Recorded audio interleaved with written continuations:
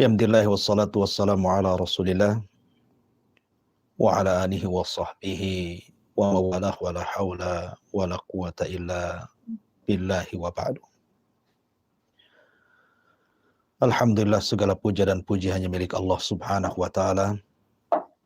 Salawat dan salam kita hadiahkan tetap kepada Rasul kita Nabi besar Muhammad sallallahu alaihi wa ala alihi wasallam. Ma'asyiral muslimin wal muslimat dimanapun Anda berada, di dalam Al-Quranul Karim Allah Subhanahu wa ta'ala berfirman, Ya ayyuhan nas kulu mimma fil ardi halalan tayyiba wa la tattabi'us syaitan innahu lakum aduwwum mubin. Wahai sekalian manusia, makanlah dari yang halal lagi baik, dari apa yang telah kami rizkikan kepada kalian di bumi. Dan janganlah kalian mengikuti langkah-langkah syaitan, karena sesungguhnya syaitan adalah musuh bagi kalian yang nyata. Dan Allah Subhanahu wa ta'ala juga mengatakan, Inna syaitana lakum aduwwun fattakhiduhu aduwa. Sesungguhnya syaitan bagi kalian itu musuh yang nyata, maka ambillah syaitan sebagai musuh kalian.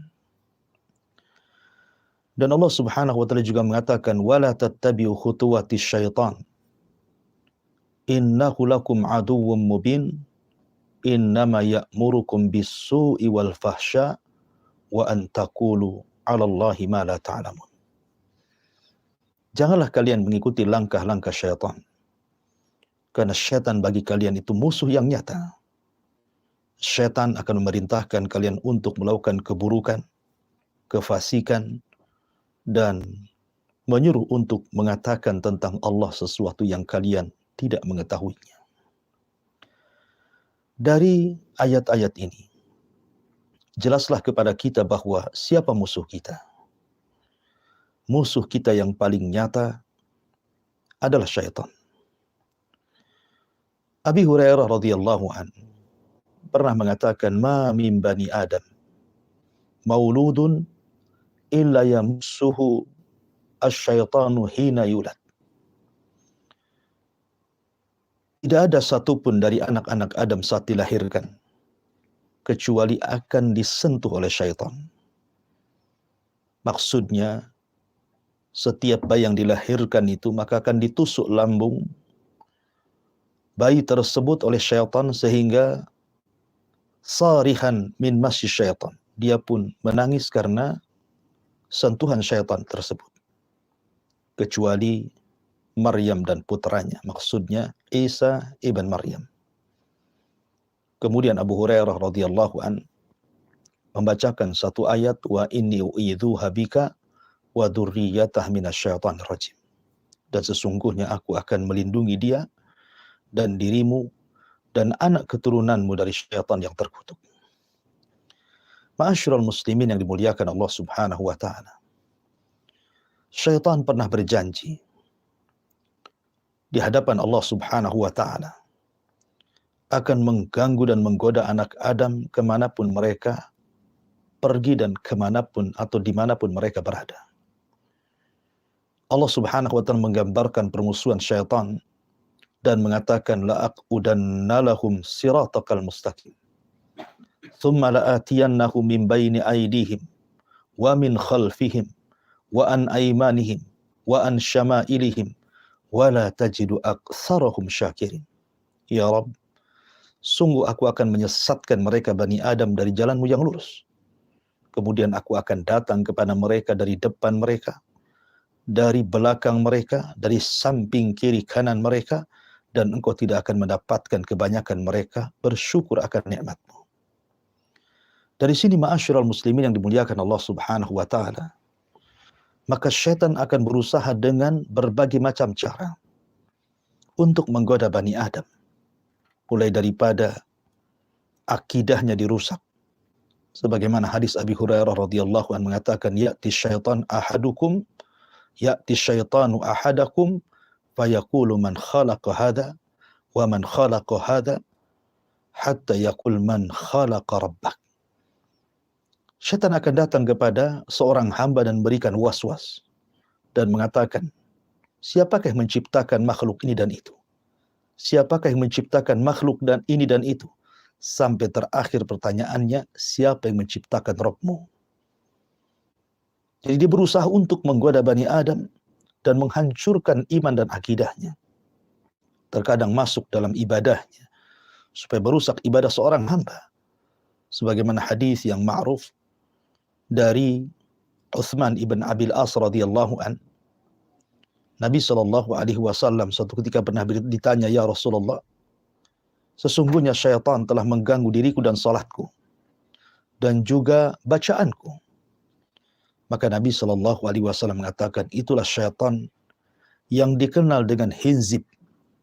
Apabila engkau merasakan hinzib si syaitan ini mengganggu dirimu dalam salat, maka berta'awudlah kepada Allah Subhanahu wa ta'ala dan meludahlah ke arah kiri 3 kali. Lihat bagaimana syaitan hendak mengganggu ibadah seorang hamba. Termasuk juga dalam konteks keluarga, di mana Nabi SAW pernah mengatakan, iblis ini memiliki istana di tengah lautan. Kemudian dia akan mengerahkan segenap pasukannya. Dan yang paling besar fitnah pasukan itu adalah orang yang berhasil mencerai-beraikan rumah tangga manusia.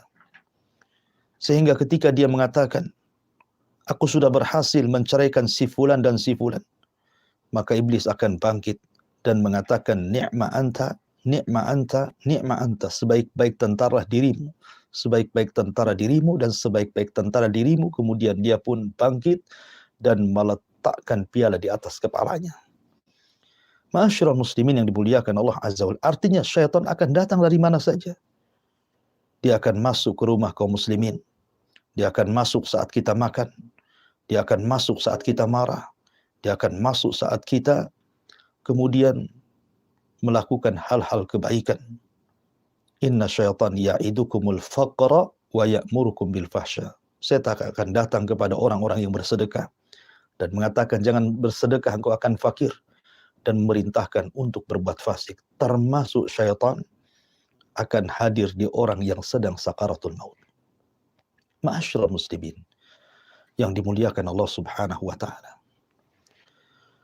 saat-saat detik sakaratul maut adalah detik-detik di mana seorang hamba menentukan apakah dia meninggal saat itu dalam kondisi su'ul khatimah atau sebaliknya meninggal dalam posisi husnul khatimah. Ma'asyiral muslimin yang dimuliakan Allah Subhanahu wa ta'ala, dari sinilah kenapa Allah Subhanahu wa ta'ala mengajarkan kepada kita satu doa yang sering kita baca, Rabbana la tuzigh qulubana ba'da id hadaitana wa hab lana min ladunka rahmatan innaka antal wahhab. Rabbana la tuzigh qulubana ba'da id hadaitana. Ya Rabb, jangan kau palingkan hati kami. Jangan kau sesatkan hati kami setelah engkau berikan hidayah kepada kami. Karena dalam sebuah asar, ketika syaitan melihat ada seorang muslim yang sedang sakaratul maut, maka dia akan mengerahkan pasukannya. Akan mengerahkan seluruh daya upayanya supaya orang yang sedang sakaratul maut dan dia seorang muslim tersebut meninggal bukan di atas agama Islam. Ma'asyiral muslimin yang dimuliakan Allah Subhanahu wa ta'ala, Al-Imam Al-Qurtubi dalam kitabnya At-Tadhkirah fi Ahwalil Akhirah menyebutkan satu riwayat dengan sigah tamrid. Jadi seorang hamba saat detik-detik wafatnya, maka syaitan akan tasyakul dalam bayang-bayang hamba yang sedang sakaratul maut itu, seolah-olah dia adalah ibunya. Ibu yang sudah meninggalkan sebelumnya dari kematiannya. Dia datang menjelma ibunya dalam bayang-bayang kematiannya. Kemudian dia mengatakan, wahai anakku, sesungguhnya agama Yahudi jauh lebih baik daripada agama dirimu. Sesungguhnya agama Yahudi jauh lebih baik dibandingkan agama yang kuanut. maka jadilah kau Yahudi. Maka kalau seorang hamba ini kemudian mengucapkan la ilaha illallah sebagaimana perintah Nabi SAW, man kana akhiru kalamihi la ilaha illallah dakhala al-jannah. Barang siapa yang akhir ucapannya la ilaha illallah, maka dipastikan dia masuk surga. Makanya Rasul mengatakan lakinu mautakum bila ilaha illallah. Ejahkan kepada orang yang sedang sakaratul maut dengan kalimat la ilaha illallah. Kalau kemudian syaitan mengajak agar orang yang sedang sakaratul maut untuk beragama Yahudi, langsung dia mengucapkan la, tidak, la ilaha illallah. Tidak ada sembahan yang berhak disembah kecuali Allah. Maka dia tidak akan berhasil untuk menjadikan orang yang sedang sakaratul maut ini su'ul khatimah. Kemudian juga digambarkan padanya, tiba-tiba ayahnya yang sudah meninggal datang dan mengatakan, wahai anakku, jadilah kau Nasrani. Sesungguhnya agama Nasrani jauh lebih baik dibandingkan agama yang kau anut. Kalau dia mengucapkan la ilaha illallah, tidak ada sembahan yang berhak disembah kecuali Allah, maka dia terselamatkan dari su'ul khatimah. Makanya penting seseorang yang sedang sakaratul maut itu ditalkinkan kalimat la ilaha illallah. Begitulah syaitan berusaha untuk supaya orang yang sedang sakaratul maut ini keluar daripada agamanya, keluar dari keyakinannya dan keimanannya. Terkadang kalau seandainya orang sakaratul maut ini sedang sakit parah, dia tidak tahan dengan sakitnya. Terkadang terbayang-bayang syaitan akan datang dan mengatakan, di sana ada seorang dukun, di sana ada seorang tabib, di sana ada seorang tukang sihir yang kalau engkau panggil dia, dia bisa mengobati dirimu. Diajak untuk melakukan kesyirikan. Makanya Allah Subhanahu wa taala mengatakan dalam Al-Qur'an, kalla idza balagatit taraq wa qila man raq. Kalla idza balagatit taraqi wa qila man raq. Sekali-kali tidak ketika nyawa berada di kerongkongan orang tersebut. Apa kata Allah? Wa qila man raq. Siapa yang akan bisa meruqyahmu?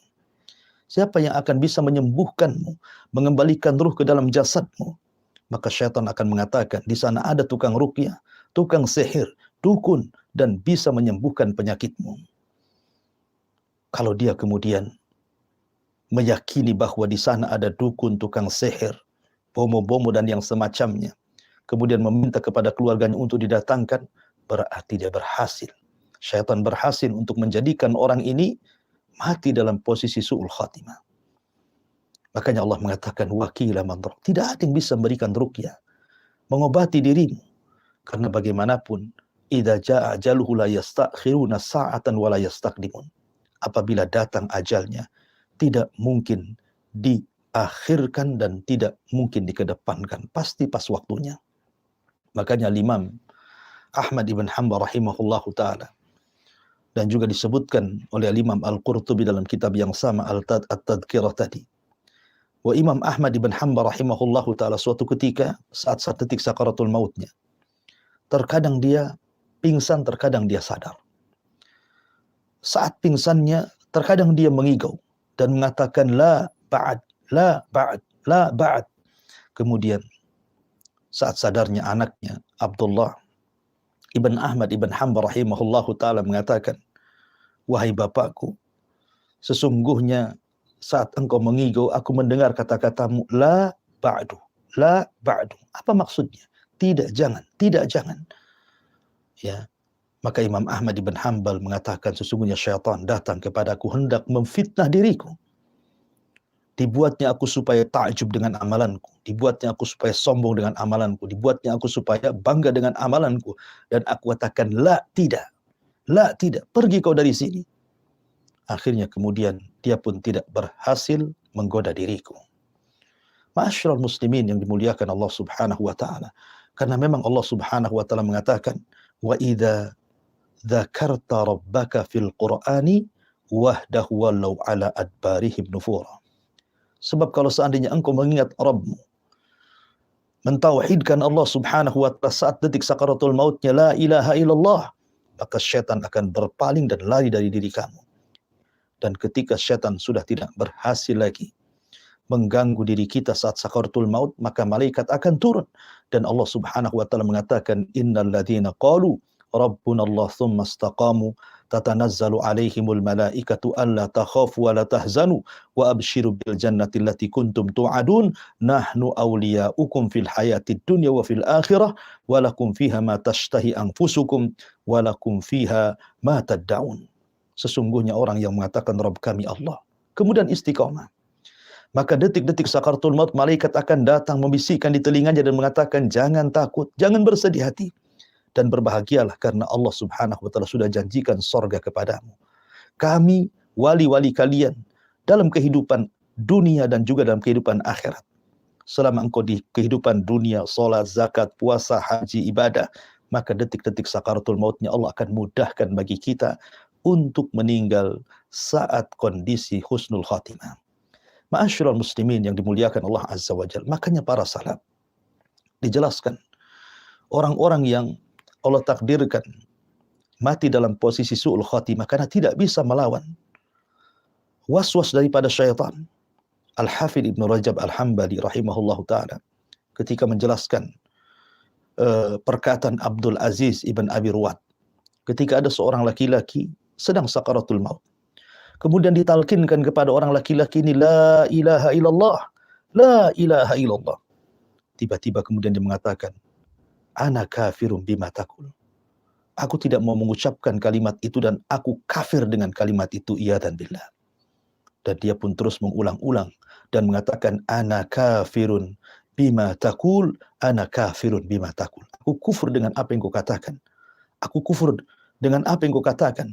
Padahal orang yang mentalkin ini menyuruh agar dia mengucapkan kalimat la ilaha illallah, sampai akhirnya kemudian dia pun meninggal dalam kondisi tidak mengakui kalimat la ilaha illallah. Betullah sabda Nabi SAW, yub'atsu kullu abdin ala ma mata alaihi, dan dalam riwayat man mata ala syai'in ba'atsahu Allahu alaihi. Dan tidaklah setiap hamba dibangkitkan sesuai dalam kondisi meninggalnya seperti apa, dan manusia meninggal itu biasanya dibawa kepada kebiasaan hidupnya. Kalau kebiasaan hidupnya terus di atas kemaksiatan kepada Allah Azza wa Jalla, maka dipastikan dia mati su'ul khatimah. Kalau kebiasaan hidupnya dia beribadah kepada Allah, menjalankan perintah Allah Subhanahu wa taala, dekat dengan Allah, berusaha melaksanakan syariat Allah, maka insya Allah, maka Allah Subhanahu wa taala akan menutup perkaranya dengan husnul khatimah. Fa amma man a'ta wattaqa wa saddaqa bil husna fasanuyassiruhu lil yusra. Barang siapa yang memberi, bertakwa, membenarkan akhirat, sudah mudah jalan hidupnya. Mudah untuk sholat, mudah untuk zakat, mudah untuk sedekah, mudah untuk qiyamul lail, maka Allah mudahkan untuk beramal soleh yang lainnya, sehingga Allah tutup dengan amalan soleh yang sudah Allah mudahkan kepadanya, dan dia pun meninggal dalam kondisi husnul khatimah. Mudah-mudahan kita termasuk hamba-hamba Allah Subhanahu wa ta'ala yang bisa meninggal di atas husnul khatimah.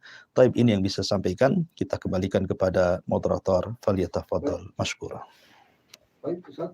Ada Ustaz yang perkataan yang Ustaz sampaikan tentang kunci husnul khatimah, salah satunya adalah mengucapkan kata la ilaha illallah.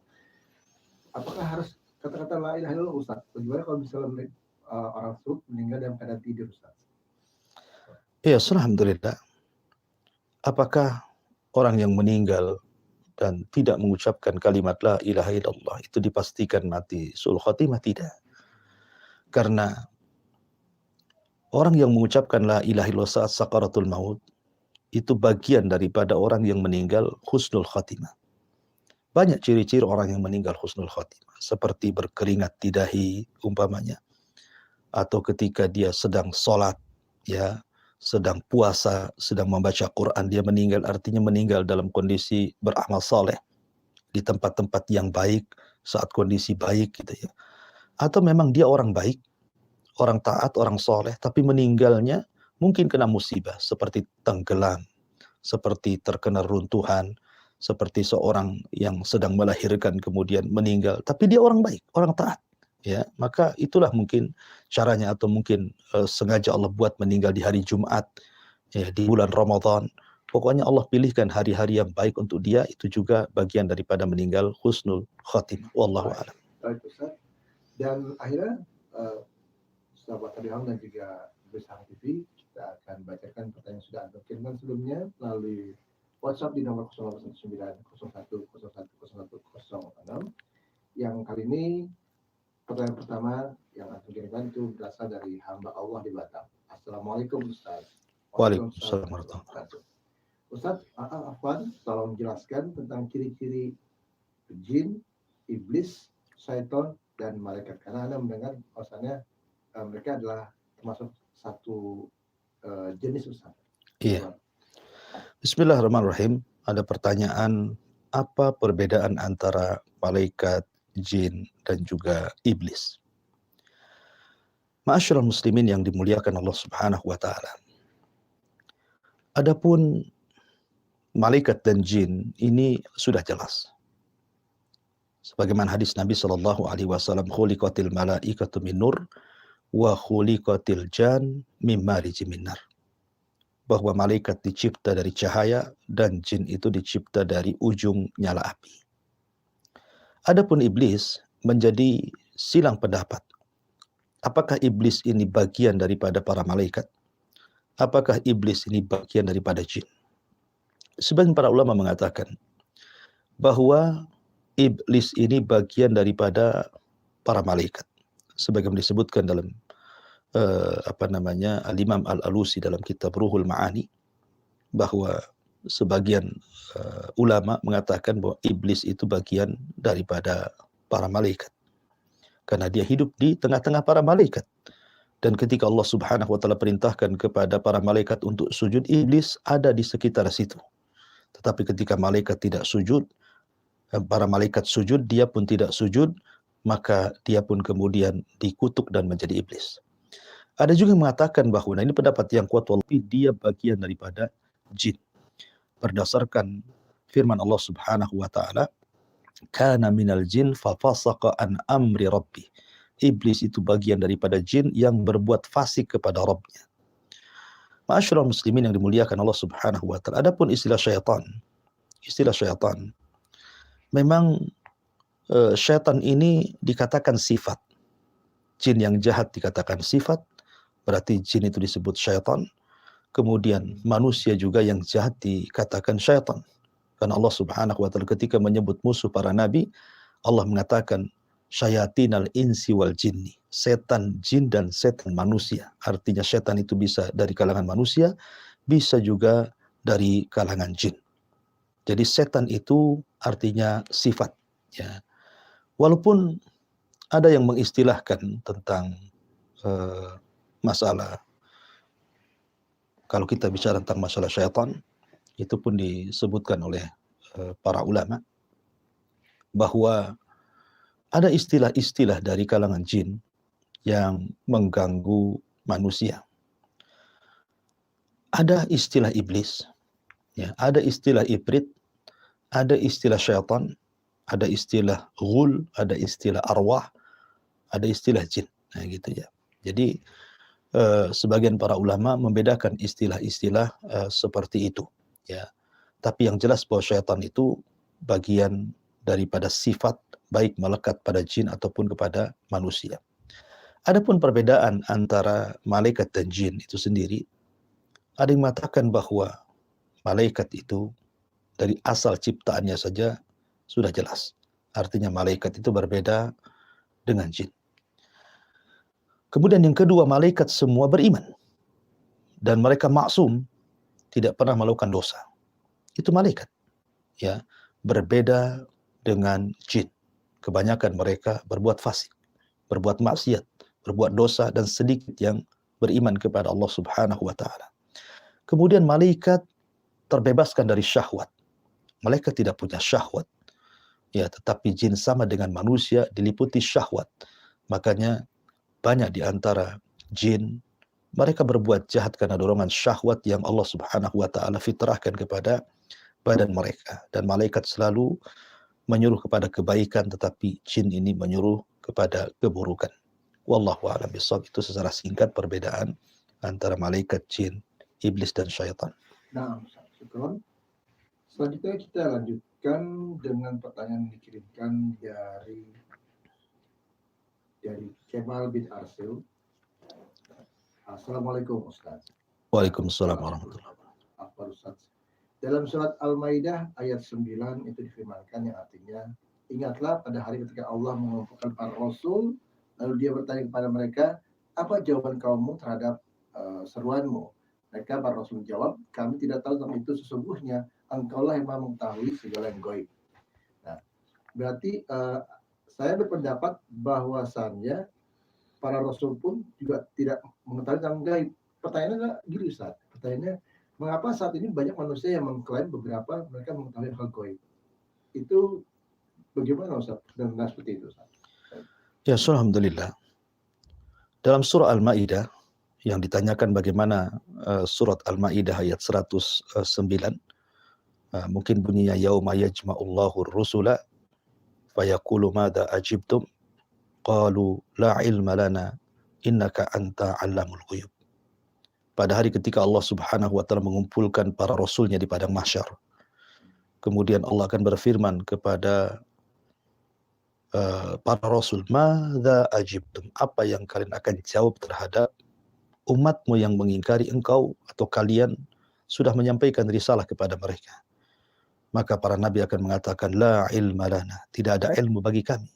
Innaka anta 'allamul ghuyub, sesungguhnya engkau adalah zat yang maha mengetahui yang gaib. Kalimat la ilma lana ini bukan berarti para nabi tidak bisa menjawab. Ya, tentu mereka bisa menjawab di hadapan Allah karena mereka sudah menyampaikan risalahnya. Tetapi karena adab para nabi kepada Allah Subhanahu wa taala, maka mereka mengatakan la ilma lana. Tidak ada pengetahuan kepada kami karena pengetahuan itu ada padamu. Ya. Sebagaimana ketika Isa bin Maryam, Allah Subhanahu wa taala berfirman, wa id qala Allahu ya Isa ibna Maryam, a anta qulta lin-nasi ittakhiduni wa umya ilahaini min dunillah. Ketika Allah berfirman kepada Isa, wahai Isa, apakah engkau mengatakan kepada manusia, ambillah aku dan ibuku sesembahan selain daripada Allah? Maka Isa mengatakan, subhanak, ma yakunu li an aqulu ma laysa li bihaq. Maha suci engkau ya Rabb, tidak pantas aku mengucapkan kalimat itu. In kuntu qultu faqad alimtahu, kalau aku katakan kau tahu. Ya, kenapa? Ta'lam ma fi nafsi, karena engkau tahu apa yang ada pada diriku. Wala a'lam ma fi nafsi, tapi aku tidak tahu apa yang ada pada dirimu. Innaka anta 'allamul ghuyub, karena engkau zat yang maha mengetahui yang gaib. Artinya para nabi ketika mengatakan la ilma lana, artinya ini adab para nabi kepada Allah Azza wa Jalla. Ada juga yang mengatakan kalimat la ilma lana, tidak ada ilmu kepada kami, karena saat itu saat yang sangat mencekam, saat yang menakutkan, saat yang mengkhawatirkan, sehingga para rasul bingung apa yang mereka harus jawab. Sehingga mereka mengatakan la ilma lana, tidak ada pengetahuan bagi kami. Tetapi setelah kemudian perkaranya sudah mulai tenang, kemudian didatangkan saksi, maka baru para nabi bisa menjawab di hadapan Allah Subhanahu wa taala. Karena ayat ini, ayat surah Al-Maidah 109 ini menceritakan bahwa setiap umat itu akan dipanggil di hadapan Allah Subhanahu wa taala bersama nabi yang diutus kepada mereka. Kemudian Allah Subhanahu wa taala akan berfirman kepada para nabi dan juga umatnya, sudahkah nabi ini menyampaikan risalahnya kepada kalian? Maka umatnya yang kafir akan mengatakan, tidak ya Rabb, dia berdusta, dia tidak pernah menyampaikan risalah dia kepada kami. Maka Allah Subhanahu wa taala akan mengatakan kepada nabi ini, kenapa engkau tidak menyampaikan risalahmu kepada mereka? Maka nabi ini mengatakan, kami sudah menyampaikan risalahnya ya Rabb, tapi mereka berdusta. Maka Allah mengatakan, kalau begitu datangkan saksi kalau engkau memang sudah menyampaikan risalahnya. Maka nabi ini akan mengatakan, contoh saja Nuh atau Ibrahim atau Musa atau Isa akan mengatakan, kami punya saksi. Kemudian mereka pun mendatangkan Rasul kita Muhammad SAW dan menjadi saksi bahwa mereka sudah menyampaikan risalah kepada umatnya. Maka Allah akan mengatakan kepada Nabi SAW, kenapa engkau akan jadi saksi kepada mereka sementara engkau tidak hidup di zaman mereka? Ya, engkau hidup di zaman sekarang. Mereka hidup di zaman siapa? Engkau tidak pernah hidup di zaman mereka. Kenapa engkau jadi saksi mereka? Maka Nabi SAW mengatakan, sesungguhnya aku siap menjadi saksi bahwa mereka sudah menyampaikan risalah mereka kepada umatnya, karena engkau sendiri yang mengatakan bahwa mereka sudah menyampaikan risalah. Kemudian Rasul membacakan ayat Al-Quran tentang bagaimana Nuh menyampaikan risalahnya. kemudian Musa menyampaikan risalahnya, kemudian Isa menyampaikan risalahnya, kemudian semua para nabi sudah menyampaikan risalahnya. Dari sini kita tahu bahwa semua para nabi akan ditanya. Fala nas'alannal ladzina ursila ilaihim wala nas'alannal mursalin. Dan kami akan tanya kepada orang-orang yang diutus kepada mereka rasul, bahkan kami pun akan tanya para rasul. Fawarabbika lanas'alannahum ajmain. Sungguh kami akan bertanya kepada mereka semuanya, termasuk juga para nabi, sebagai bentuk pertanggungjawaban mereka di hadapan Allah Subhanahu wa taala. Itu makna ayat surah Al-Maidah 19 ini. Adapun yang dipahami penanya bahwa berarti kalau gitu para nabi tidak tahu yang gaib. Ya, memang para nabi tidak tahu yang gaib. Tidak ada nabi yang tahu yang gaib. Nabi itu tahu yang gaib karena Allah Subhanahu wa taala memberitahu. Seperti Nabi SAW diberitahu di akhir zaman akan muncul Dajjal, akan turun Isa, akan datang Ya'juj Ma'juj, akan datang Duhan, akan datang gempa dari arah timur barat dan jazirah Arab, akan datang api yang menggiring manusia dari Aden sampai ke Syam. Itu semua perkara-perkara gaib. Allah yang kasih tahu. Tapi kalau Allah Subhanahu wa taala tidak kasih tahu, tidak ada satupun makhluk, jinnya, malaikatnya, manusianya yang tahu tentang kegaiban. Karena yang tahu yang gaib itu adalah Allah Subhanahu wa taala. Maka siapapun yang mengetahui, mengklaim dia mengetahui yang gaib, dustakan ucapannya. Mereka dajjal, mereka para pendusta. Tidak ada tahu yang gaib, ada tahu yang gaib, yang tahu yang gaib hanya Allah Subhanahu wa taala. Wallahu a'lam. Baik, syukur Ustaz atas paparannya. Jawabannya begitu dalam dan luas. Insya Allah penanya yang sudah menanyakan hal tersebut menjadi jelas. Baik, berikutnya pertanyaan yang dikirimkan dari Abu Safira di Batam. Ini ada dua pertanyaan Ustaz. Yang pertama, Assalamualaikum Pak Ustaz. Waalaikumsalam. Ustaz, mengapa Allah menyuruh kita untuk banyak beristighfar? Bukankah Allah itu Maha Pengampun dan Maha Penyayang? Itu yang pertama, Ustaz. Yang keduanya, Ustaz bisa tolong jelaskan tentang ada pandangan namanya al-mugharribun, dan mengapa itu bisa terjadi, Ustaz? Bagaimana jika itu terjadi kepada kita seorang tanpa kita sadari, Ustaz? Karena ternyata itu adalah turun-temurun dari nenek moyang, mungkin kayak semacam ini ya, seperti kayak suatu pemberian, Ustaz. Ya, alhamdulillah. Apa sih makna al-mugharribun itu? Ada sebuah hadis, memang hadis ini tidak sahih. Ulama mengatakan hadis ini dhaif.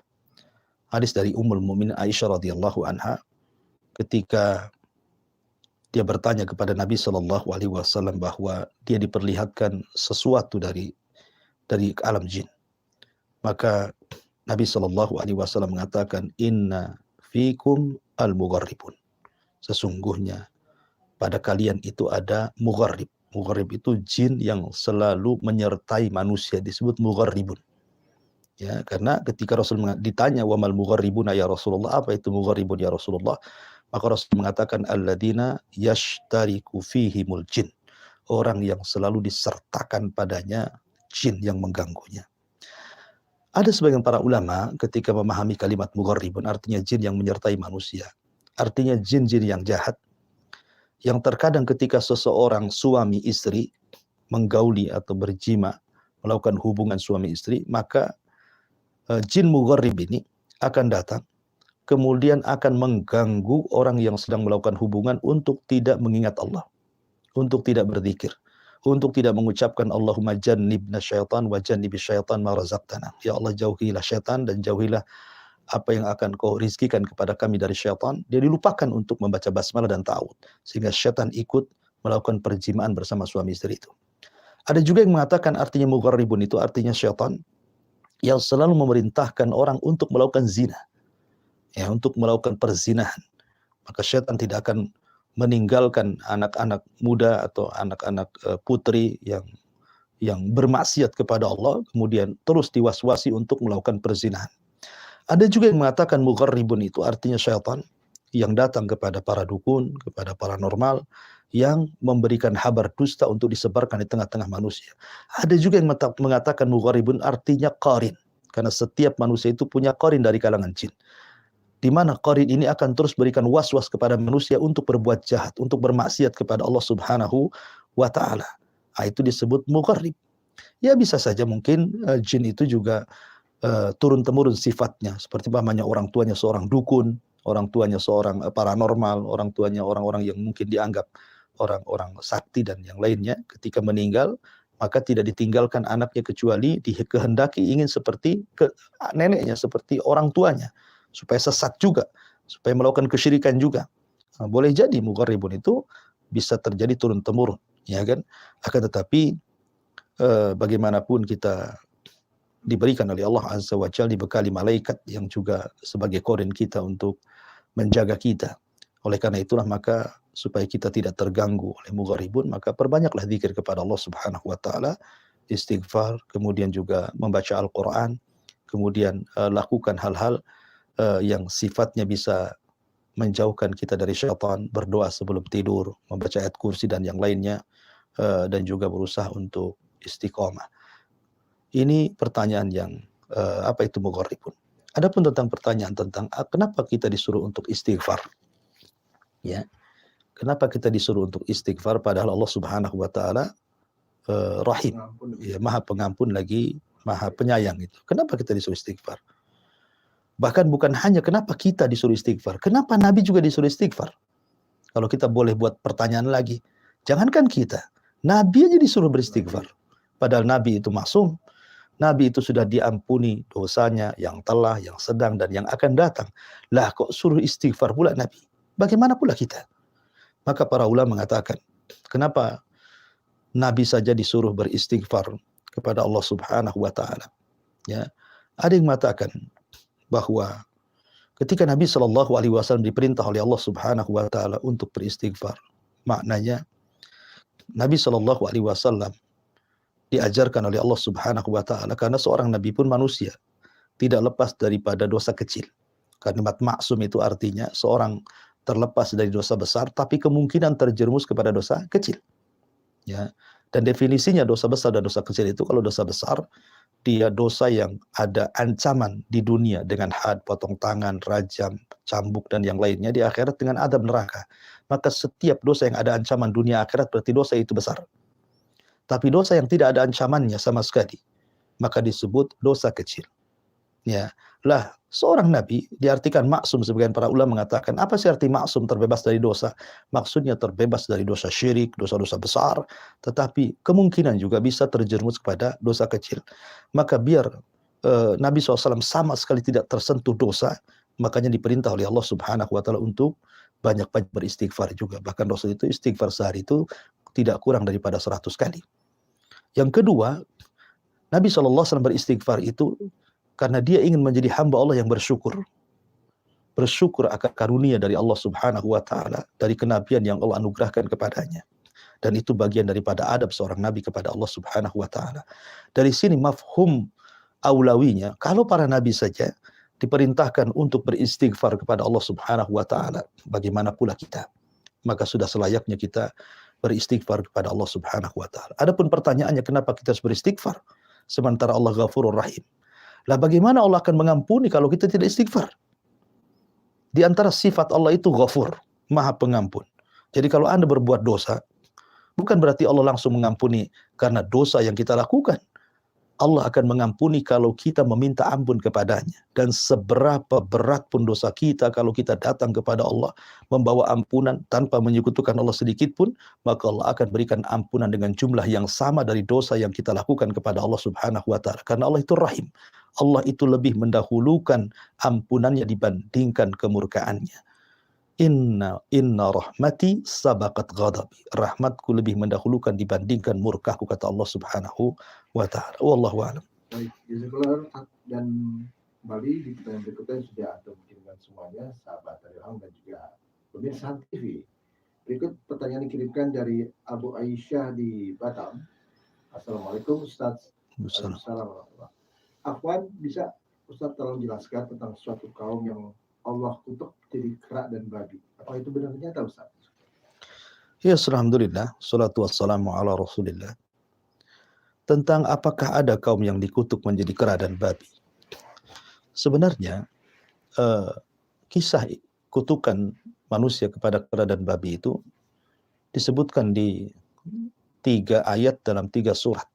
Ya, Al-Baqarah 5, kemudian dalam surah Al-A'raf ayat 166 dan juga Al-Maidah ayat 60. Yaitu ketika Allah Subhanahu wa taala bercerita tentang kisah Ashabus Sabti. Dan yang paling jelas ya kalau Anda membaca surah Al-A'raf 166 sampai 163 sampai 166 itu jelas sekali kisahnya. Allah Subhanahu wa taala berfirman, "Was'alhum 'anil qaryatil lati kanat hadiratal bahri." Jadi ada sebuah kaum dari kalangan Yahudi yang tinggal di perbatasan di pinggir lautan. Wallahu a'lam letaknya di mana. Al-Qur'an tidak menjelaskan letaknya di mana, gitu kan. Karena juga kalau memang ini penting tentu akan diletakkan dijelaskan tempatnya. Tapi ketika Allah Subhanahu wa taala tidak menyebutkan tempatnya, maknanya tidak ada ibrah dalam hal mengetahui tempat. Yang jelas ibrah dari kisahnya, ya. Jadi ada rombongan Yahudi itu berada di pinggir lautan. Kemudian mereka diberikan hari, karena orang Yahudi itu kan dengan hari Sabtu itu sangat sakral sekali. Mereka ketika datang hari Sabtu tidak boleh melakukan perkara-perkara dunia. Mereka harus fokus kepada perkara akhirat dan ibadah. Tapi Allah Subhanahu wa taala uji di hari Ahad, Senin, Selasa, Rabu, Kamis, Jumat, apabila mereka mencari ma'isyah ke lautan, tiba-tiba ikan-ikan itu seolah-olah hilang, ya, tidak tampak. Walaupun mereka dapat ya tidak seberapa banyak. Tetapi ketika hari Sabtu tiba-tiba ikan itu kemudian banyak, loncat-loncat, seolah-olah melambai-lambai untuk ditangkap. Sehingga Allah mengatakan, "Idh ya'duna fi sabti id ta'tihim khitanuhum yauma sabtihim surra'ah." Ketika datang ikan-ikan di hari Sabtu, meloncat-loncat di atas lautan, maka mereka pun tergiur. Tapi apa yang terjadi? Mereka tidak boleh mengambil ikan di hari itu. Wa yauma la yasbituna wa la ta'tihim. Kemudian Allah mengatakan, "Kadzalika nabluhum bima kanu yafsukun." Allah berikan ujian. Ya, sabarkah mereka dengan perkara itu? Masih menghormati hari Sabtukah atau mereka tergerak syahwatnya untuk melanggar hari Sabtu? Akhirnya sebagian orang fasik mereka justru kemudian mereka melakukan yang dilarang oleh para nabi. Tidak boleh merobek hari Sabtu dengan mengambil ikan, mereka pun malah mengambil ikan di hari yang sakral. Dari sinilah kemudian bangkit satu kaum yang keras agar mereka jangan mengambil ikan dari Sabtu, tapi mereka ngeyel tidak mau. Tapi muncul kelompok yang ketiga dan mengatakan, sudahlah, jangan kalian melarang mereka untuk mengambil ikan dari Sabtu, biarkan mereka, karena mereka kaum yang diadab. Akhirnya Allah Subhanahu wa taala pun kemudian kutuk orang-orang yang mengambil ikan dari Sabtu, dan Allah katakan, kunu qiradatan khasi'in. Jadilah kalian kera-kera yang hinakan. Ketika orang-orang solehnya membuat tembok untuk memisahkan diri dari orang-orang fasik, tiba-tiba mereka tidak mendengar lagi suara-suara kebahagiaan orang yang menangkap ikan dari Sabtu. Senyap sepi, maka mereka pun ketika naik memanjat ke tebing dan lihat di atas tembok mereka rupanya tidak ada orang. Setelah kemudian mereka menghampiri lautan itu, rupanya semua sudah menjadi kera. Dan Allah Subhanahu wa taala katakan, kunu qiradatan khasiin. Dalam surah Al-Maidah, mereka dikutuk menjadi kera dan juga babi. Ada yang mengatakan anak-anak mudanya dikutuk menjadi kera dan orang tuanya dikutuk menjadi babi. Ada juga yang mengatakan orang-orang yang mengambil ikan dari Sabtu dikutuk menjadi kera, dan orang-orang yang melarang kepada orang yang melarang mengambil ikan dari Sabtu dikutuk menjadi babi. Wallahu a'lam. Itu sebuah kenyataan. Tetapi apakah kemudian pengutukan-pengutukan seperti ini terjadi kepada umat Islam? Ini kan umat terdahulu. Mungkinkah akan terulang? Manusia bisa dikutuk menjadi babi? Ulama menjawab, bisa saja terulang, tetapi bukan dalam bentuk masyarakat. Ini kan satu masyarakat gitu ya, dalam bentuk orang ramai, jamaah dikutuk. Tapi kalau perorangan memungkinkan. Dan itu pernah terjadi di zaman Al-Imam Ibnu Hazm rahimahullahu taala, ketika Nabi SAW bersabda agar seseorang tidak boleh ketika sholat mengangkat kepalanya ke langit. Dalam riwayat, agar seorang tidak boleh mendahului imam. Kemudian Rasul mengatakan, atau kalau dia tetap melakukannya, maka wajahnya akan dirubah menjadi wajah keledai. Kemudian ada orang yang kemudian tidak yakin dengan hadis ini. Kemudian dengan istihza mengolok-olok dia pun dan mengatakan, tidak mungkin kalau saya mendahului imam tiba-tiba kepala saya jadi keledai. Kemudian akhirnya dia pun sholat, dan betul-betul dia praktekkan hadis itu, mendahului imam. Sebelum imam ruku, dia sudah ruku. Sebelum imam sujud, dia sujud. Artinya dia betul-betul melanggar hadis itu. Setelah sholat, memang Allah Subhanahu wa taala bentuk kepalanya seperti keledai, dan itu terjadi di zaman Al-Imam Ibnu Hazm, seorang ulama dari Andalus gitu ya. Artinya bahwa bisa terjadi perorangan, tetapi kalau dalam bentuk jamaah, kata para ulama tidak akan terulang pengutukan orang menjadi babi dan juga jadi kera. Tapi dalam bentuk yang lain, mungkin orangnya tidak berubah menjadi kera dan babi, tapi wataknya, sifatnya, Ya. maka itu juga bisa terjadi kepada umat Islam. Wallahu a'lam. Baik, jazakallah Ustaz. Pemahaman begitu luas dan panjang, dan insya Allah jawaban dari Ustaz tadi bisa menjawab pertanyaan dari Abu Safira, dan semoga Anda mendengarkan penjelasan yang bagus tadi. Baik. Berikutnya pertanyaan terakhir Ustaz pada saat ini. Ini pertanyaannya berasal dari, Anda ingin bertanya Ustaz tentang apakah sebenarnya Ustaz yang menjadi penyebab dari adanya perang Badar Ustaz. Satu itu, dan kata Badar itu dia dari apa Ustaz? Dari bukit atau mungkin dari tempat Ustaz? Syukur. Ya, alhamdulillah, salatu wassalamu ala rasulillah, amma ba'du. Adapun tentang masalah perang Badar, peperangan Nabi Shallallahu Alaihi Wasallam itu terkadang dinamai karena tempat perangnya memang di sebuah tempat yang dinamai tertentu, maka perangnya pun ia dinamai dengan nama tempat peperangannya. Seperti perang Uhud. Kenapa disebut perang Uhud? Karena memang terjadi di Bukit Uhud. Ya. Ataupun perang Bani Mustalik, karena yang diserbu adalah Bani Mustalik, kabilah Mustalik, maka disebut perangnya Bani Mustalik. Ya. Termasuk juga Badar. Kenapa kemudian disebut perang Badar? Karena dinisbatkan ke tempat peperangannya di Badar. Dan Badar itu sebuah sumur yang ma'ruf di daerah itu, yang diambil airnya oleh masyarakat sekitar, dan sumur itu disebut Badar, dan sekitarnya disebut sumur Badar, sehingga perangnya juga disebut perang Badar. Ya. Adapun sebabnya ma'ruf, karena Nabi Shallallahu Alaihi Wasallam ketika itu hendak mengambil hak yang diambil oleh orang-orang Quraisy ketika hijrah, di mana para sahabat tidak ada yang mengambil satupun kekayaannya karena diambil alih oleh orang-orang Quraisy, baik tanah, kebun, rumah, usaha, sehingga betul-betul sahabat yang hijrah ke Madinah itu tidak membawa apa-apa. Sehingga ketika kaum muslimin sudah kuat di Madinah, maka mereka ingin mengambil hak apa yang sudah dicuri dan diambil dan dirampas oleh orang-orang kafir Quraisy. Ketika mereka mendengar ada kafilah Abi Sufyan dari Syam membawa dagangan orang-orang Mekah, maka Rasul mempersiapkan pasukan tanpa paksaan untuk terlibat sekitar 300 sahabat. Itu pun kebanyakan orang Ansor, padahal yang punya kepentingan orang Muhajirin. Menunjukkan bagaimana solidaritas kuat orang-orang Ansor membantu saudaranya orang-orang Muhajirin. Kemudian ketika mereka hendak menghadang kafilah Abi Sufyan yang membawa harta yang banyak, hartanya orang-orang Quraisy, Abi Sufyan ini cerdas. Akhirnya kemudian mengirim seorang penunggang kuda bayaran namanya Dhamdham untuk memberitahu Abu Jahal bahwa dia akan diserang oleh Rasulullah SAW dan juga pasukannya. Maka dari sinilah kemudian Abu Jahal menyiapkan 1000 pasukan, kemudian menolong Abi Sufyan, maka ketemulah kemudian di Badar. Maka terjadilah perang Badar. Nah, itu diantara sejarah sedikit apa penamaan Badar dan apa penyebabnya. Wallahu a'lam. Baik, sebelum Ustaz jawabannya juga tadi yang mungkin baru tahu juga ya pemirsa dan juga sahabat pendengaran asal muasal dari perang Badar itu sendiri. Baik, mungkin Ustaz sebagai penutup dari program ATKJ ini ada sedikit satu kalimat penutup atau yang mungkin sebagai kalimat sebagai penambah kita untuk semuanya atas kata-kata yang sudah dikirimkan di ATKJ ini Ustaz. Ya, alhamdulillah, salatu wassalamu ala rasulillah, amma ba'du. Ma'asyiral muslimin yang dimuliakan Allah Subhanahu wa taala.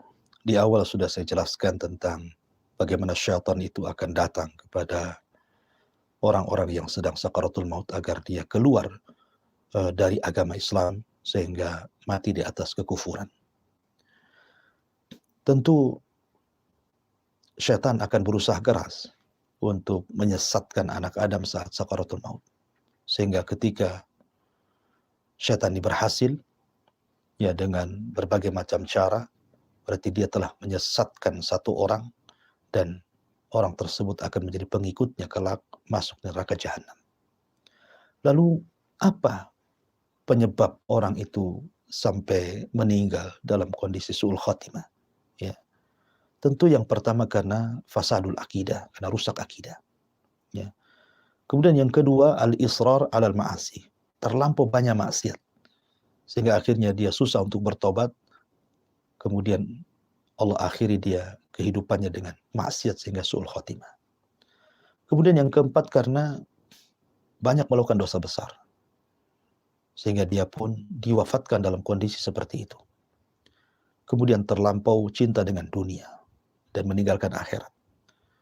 Terlampau sibuk dengan perniagaan, sibuk dengan usaha, sibuk dengan mengejar dunia sehingga lalai dengan akhirat, sampai akhirnya Allah Subhanahu wa taala mengatakan alhaqumut takatsur hatta zurtumul maqabir, karena lalainya mengejar kepada akhirat dan semangatnya mengejar dunia, akhirnya dunia melalaikannya sehingga dia dipendam dan masuk ke dalam kuburan.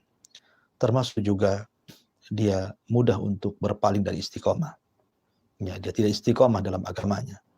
Sehingga ketika dia tidak istiqomah itulah, maka terkadang dia diwafatkan dalam posisi su'ul khatimah.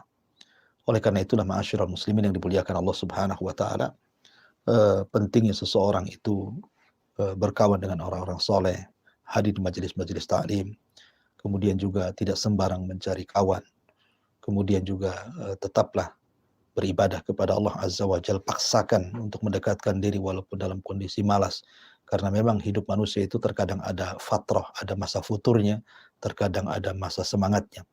Maka barang siapa saat futur dia tetap menjalankan sunnah Nabi SAW ataupun ibadah kepada Allah Azza wa Jalla, faqad ihtada, kata Rasul, maka engkau akan diberikan hidayah sampai akhirnya Allah Subhanahu wa taala wafatkan kita dalam posisi husnul khatimah. Wallahu a'lam bishawab. Mudah-mudahan manfaatkah. Saya kembalikan kepada moderator, fal yatafadhal mashkura. Baik, jazakallahu khairan Ustaz.